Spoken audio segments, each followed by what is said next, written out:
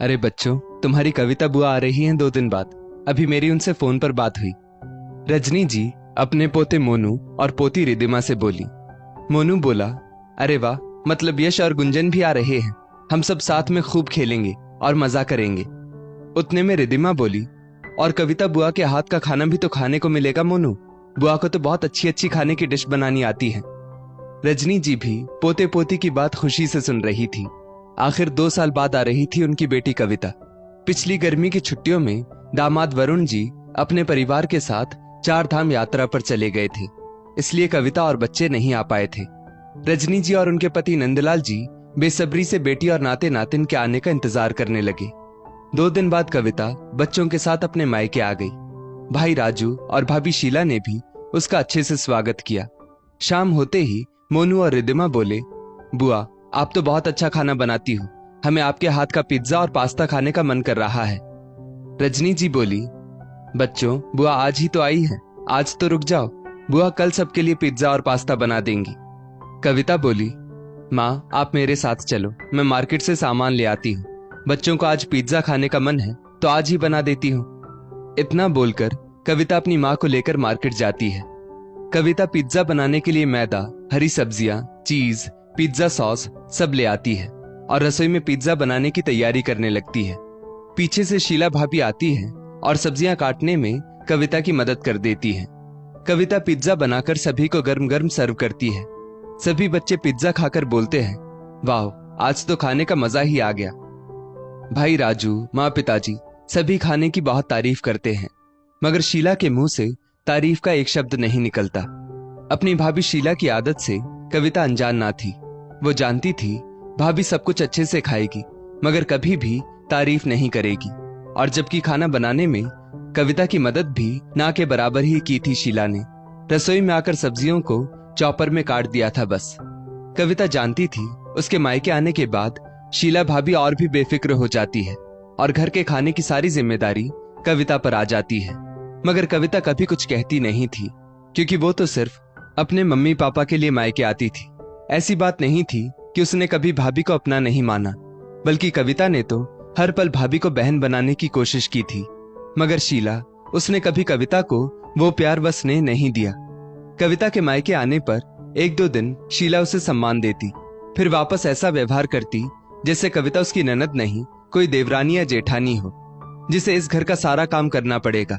शीला कभी कविता को ननद वाला सम्मान नहीं दे पाई थी, मगर कविता कभी इन बातों को बोलकर जताती नहीं थी। उसे तो बस घर में शांति चाहिए थी। वो नहीं चाहती थी कि इन बातों का बखेड़ा बने और घर में झगड़े हो। कविता जब भी मायके आती ज्यादातर वो खुद ही मार्केट चली जाती और घर के लिए सब्जियां, फल इत्यादि ले आती। पैसे भी वही निकाल कर देती। कविता के माँ पिताजी अक्सर कविता को मायके आकर खर्च करने से मना करते, मगर कविता कहती, आप लोग मेरे अपने हो, कोई पराये नहीं, जो आप मुझे पैसा निकालने के लिए मना करते हो। आखिर खून का रिश्ता है मेरा आपके साथ, ये रिश्ता बहुत मजबूत रिश्ता होता है। हाँ, ये बात अलग थी कि कभी उसके भाई भाभी उसे मायके में पैसे खर्च करने से मना नहीं करते थे। भाई भाभी कभी उससे नहीं पूछते कि कविता सामान के कितने पैसे हुए, जबकि सामान सारा उन्हीं के घर के लिए आता था। अब रोज कविता ही मार्केट के लिए निकल जाती और घर का सारा सामान ले आती। कविता की अपने ससुराल में भी सुबह जल्दी उठने की आदत थी, इसलिए उससे मायके में भी ज्यादा देर सोया नहीं जाता। वो यहाँ भी जल्दी उठकर सभी के लिए चाय नाश्ता बना देती और खाने की तैयारी भी लगभग कर देती। रजनी जी भी बेटी के साथ मिलकर काम संभाल लेती, क्योंकि वे जानती थी उनकी बहू शीला तो 9 या 9:30 से पहले उठती नहीं है। शीला जब उठती तो चाय नाश्ता लेकर अपने कमरे में चली जाती। शुरुआती 2-3 दिन तो उसने ननद कविता से दिखावटी बातें कर ली, मगर अब वो वापस रोज की तरह ज्यादातर अपने कमरे में ही रहती। कविता के दोनों बच्चों को आज आइसक्रीम खाने का मन कर रहा था। वे बोले, मम्मा यहाँ आए 10 दिन हो गए, हमने एक बार भी आइसक्रीम नहीं खाई, आज आइसक्रीम खिलाओ ना प्लीज। वहीं बैठा कविता का भाई राजू बोला, अरे बच्चों आजकल तो सब ऑनलाइन ऑर्डर हो जाता है, मम्मी से बोलो कि आइसक्रीम ऑनलाइन ऑर्डर कर दे। वो क्या है ना, मैं ही ऑर्डर कर देता, मगर मेरे मोबाइल में इंटरनेट खत्म हो गया है।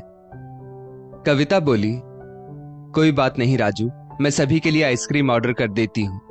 कविता ने सभी के लिए आइसक्रीम ऑर्डर कर दी और सोचने लगी, राजू शादी से पहले कभी ऐसा ना था। बच्चों के ऊपर जान न्यौछावर करने वाला राजू जब से खुद के बच्चे हुए तब से अपने माता पिता, बहन सभी के लिए पराया हो गया। शादी के बाद खून के रिश्ते भी बदल जाते हैं शायद। हर वक्त दोनों पति पत्नी बस खुद का खर्च ना हो यही सोचते रहते हैं। कविता भली भांति सब कुछ देखती और समझती थी, बस कहती कुछ नहीं थी। ऐसा भी नहीं था कि उसके भाई की परिस्थिति ठीक नहीं थी। राजू अच्छा खासा कमाता था, मगर बहन और उसके बच्चों के लिए पैसे खर्च करने की नीयत नहीं थी दोनों पति पत्नी की।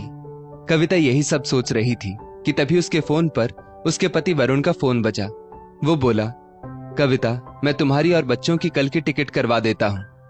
यहां से कविता बोली, ठीक है, मैं आज ही पैकिंग कर लेती हूँ। रजनी जी और पति नंदलाल जी ने बेटी से कुछ दिन और रुकने की जिद की तो कविता बोली, वरुण को भी वहां खाने की दिक्कत हो रही है। टिफिन वाली को बोल रखा है 2 समय का खाना देने के लिए, इसलिए इतने समय वरुण ने मैनेज कर लिया। अगले साल फिर से आ जाऊंगी।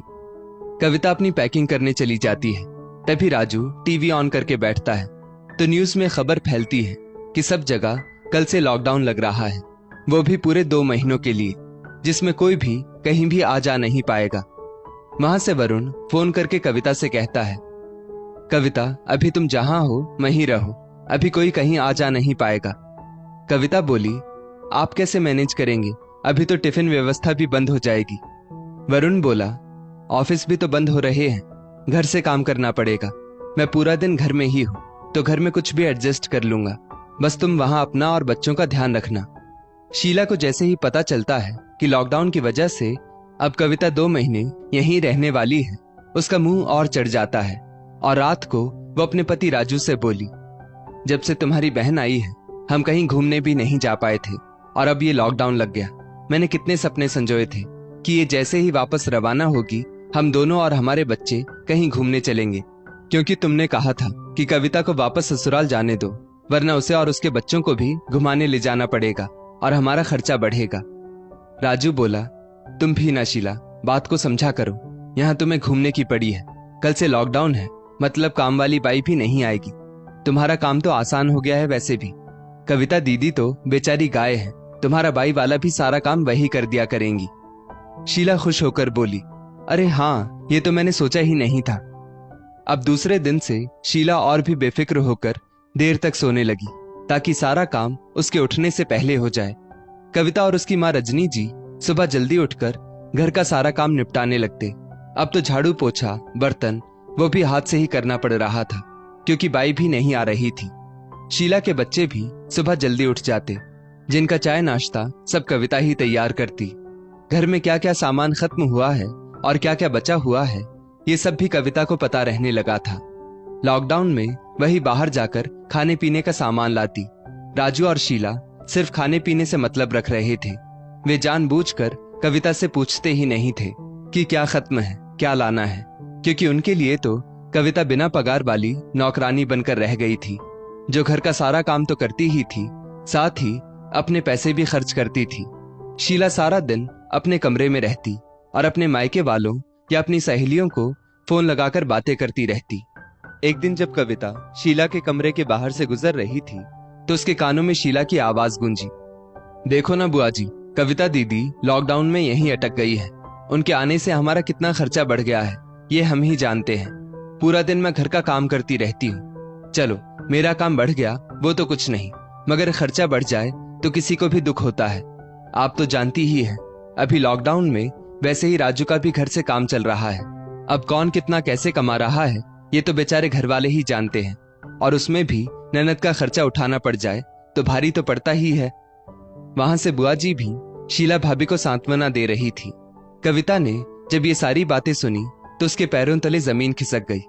कविता ने जाकर अपनी माँ रजनी जी को सारी बातें बताई तो रजनी जी बोली, बेटा, भले शीला रिश्तेदारों में तेरा कितना भी नाम खराब करना चाहे वो नहीं कर सकती, क्योंकि सभी को पता है कि तेरा स्वभाव कैसा है। तो जब सारा सामान लेकर मार्केट से आती है तो हमारी सोसाइटी वाले भी बोलते हैं, आपकी बेटी कितना करती है अपने मायके के लिए। कल ही जब तेरी चाची जी का फोन आया था और तू रसोई में खाना बना रही थी तो वो कह रही थी, हमारी कविता कितनी अच्छी बेटी है जो घर में भाभी के रहते हुए भी रसोई में काम करती है। और सभी शीला का व्यवहार भी अच्छे से जानते हैं कि शीला कितनी बड़ी बड़ी बातें करती है और काम कुछ भी नहीं करती। भले ही बुआ जी उसके सामने उसे सांत्वना दे रही हो, मगर बुआ जी शीला की रग रग से वाकिफ हैं। और बेटा, जमाने की छोड़, इस जमाने के लोग तेरे मुंह पर तेरे और मेरे मुंह पर मेरे हैं। कविता बोली, माँ, मैं ये बात अच्छे से जानती हूँ, इसलिए कभी भी दिखावे के लिए या तारीफ पाने के लिए काम नहीं करती और ना दिखाने के लिए पैसे खर्च करती हूँ कि मेरे पास बहुत पैसे हैं। मैं तो इसीलिए ये सब करती हूँ कि मैं अपने भाई भाभी को अपना समझती हूँ। मेरा इस घर से खून का रिश्ता है, मेरा मेरे भाई भाभी से लगाव है। भाभी सुबह इतनी लेट उठती है, फिर भी मैं कभी उन्हें कुछ नहीं कहती। मैं बिना झिझक घर का सारा काम कर लेती हूँ, फिर भी वो पीठ पीछे मेरी इतनी बुराई करेंगी, ये मैंने सोचा भी नहीं था। मैंने कब कहा कि मुझे तारीफ चाहिए, मगर तारीफ ना सही, कम से कम बुराई तो ना करें, और वो भी ऐसी बुराई जिसमें 1% भी सच्चाई ना हो। रात को राजू घर का हिसाब कर रहा था। उसे लगा उसके और शीला के अलावा हॉल में कोई नहीं है, लेकिन कविता वहीं बालकनी में खड़ी थी। राजू बोला, शीला, हमारी फ्री की काम वाली कविता दीदी की वजह से इस महीने हमारा बहुत कम खर्च हुआ है। शीला बोली, अब यहाँ मायके में अटक जाएगी तो और क्या होगा। बोलकर दोनों हंसने लगे। कविता को अपने भाई राजू से ये उम्मीद नहीं थी। उसे राजू और शीला की बातें दिल पे लग जाती है और दूसरे दिन कविता की तबीयत बहुत खराब हो जाती है। उसे सुबह उठा तक नहीं जाता है। थोड़ी देर बाद उसके बच्चे आकर कहते हैं, मम्मी, बहुत जोरों से भूख लगी है, कुछ खाने को हो तो दो ना, अब तक हमने कुछ नहीं खाया। कविता धीरे से उठकर रसोई में जाती है तो देखती है कढ़ाई पतीला सब खाली है। शीला रसोई साफ कर रही थी। कविता बोली, भाभी, आपने अब तक बच्चों को कुछ खाने को नहीं दिया क्या? शीला चिल्लाकर बोली, मैं आपके बच्चों की नौकरानी नहीं हूं, समझी, जो आप सोई रहें और मैं इनको सब बना बना कर दूं। हम चारों का खाना बनाकर हमने खा लिया है, आप लोग अपना देख लो। कविता ने देखा कि उसके मम्मी पापा और उसके बच्चे भूखे बैठे हैं। कविता भी आज बहुत गुस्से में थी, क्योंकि जब कोई इंसान रोज सबके लिए काम करता है और वो एक दिन काम नहीं कर पाता तो जरूरत के समय उसकी कोई मदद नहीं करता। मतलब मेरे इतने दिनों तक यहाँ रहने का बदला ऐसे चुकाएंगी भाभी, ये मैंने कभी नहीं सोचा था। रजनी जी ने जल्दी से उन सभी के लिए खिचड़ी बनाई और सभी को खिलाई। रजनी जी बोली, बेटा, मुझे माफ करना, मैं आज अपने नाते नातिन को नाश्ता नहीं दे पाई, क्योंकि शीला ने मुझे रसोई में घुसने ही नहीं दिया। मैं उसकी मदद करने रसोई में गई तो वो कहने लगी, आपकी बेटी जब उठेगी तो आप उसकी खाना बनाने में मदद करना, मुझे आपकी मदद की जरूरत नहीं। ये सब सुनकर कविता की आंखों में आंसू आ जाते हैं। उतने में कविता को उसकी ननद माया का फोन आ जाता है, जो उसके मायके से कुछ किलोमीटर की दूरी पर ही रहती थी। माया के पति रोहित बहुत बड़े ऑफिसर थे। कविता बोली, दीदी, क्या आप मेरा यहाँ से निकलने का कुछ इंतजाम कर सकती हैं? अब बहुत दिन हो गए मुझे यहाँ। वहां वरुण भी अकेले हैं और उन्हें खाने पीने की भी दिक्कत हो रही है। माया बोली, भाभी, मैं कल ही आपको लेने आती हूँ। रोहित आपका पास बनवा देंगे, जिससे आप वापस वरुण के पास जा सकती हैं। दूसरे दिन रोहित और माया कविता को उसके मायके लेने पहुंच जाते हैं। कविता ने जाने के लिए पैकिंग कर रखी थी और ननद नंदोई के लिए खाना और मीठा भी बना रखा था, क्योंकि वो जानती थी उसकी भाभी तो कुछ करने वाली नहीं। सभी ने खाना खाया और वे लोग जाने के लिए कार में बैठ गए। पीछे से राजू और शीला भाग कर आए और बोले, दीदी, कुछ गलती हुई हो तो माफ करना। और दोनों बच्चों को 500 रुपए पकड़ाते हुए बोले, हमारी तरफ से बच्चों के लिए कुछ कपड़े ले लेना। कविता ने बदले में 2000 का नोट पकड़ाते हुए शीला से कहा, ये लो, मेरी तरफ से आपके बच्चों के लिए कपड़े ले लेना। रास्ते में कविता सोचने लगी, जब मेरे साथ इतना बुरा व्यवहार करना था तो अब अंत में ये सब दिखावा क्यों? बस इसलिए कि दूसरों के सामने अच्छा कैसे बना जाए। लॉकडाउन की वजह से आज सारे रिश्ते बेनकाब हो गए थे। अपने ही मायके आकर जब कोई लड़की नौकरानी जैसा महसूस करे, उससे बुरा कुछ नहीं हो सकता। कविता का खून के रिश्तों पर से विश्वास उठ चुका था, क्योंकि खून के रिश्ते भी बदल जाते हैं, ये वो जान चुकी थी। कविता थोड़े दिन अपनी ननद के घर रुकी, जहां उसे माया ने खूब मान सम्मान दिया और रोहित ने उसका पास बनवाया, जिससे वो वापस पति वरुण के पास पहुंच पाई। आज उसे अपने घर वापस आकर बहुत खुशी महसूस हो रही थी। दोस्तों, इस कहानी के माध्यम से हर भाभी को यही विनती है कि वो अपनी ननद को मान सम्मान और प्यार दे, क्योंकि एक बेटी अपने मायके में बस प्यार की ही भूखी होती है, मगर कहीं कहीं तो उन्हें बस नौकरानी बनाकर रख दिया जाता है। इस स्टोरी को लेकर आपकी क्या राय है, नीचे कमेंट करके जरूर बताइएगा। और ऐसी ही और भी बेहतरीन वीडियोस के लिए हमारा पेज जरूर फॉलो करें।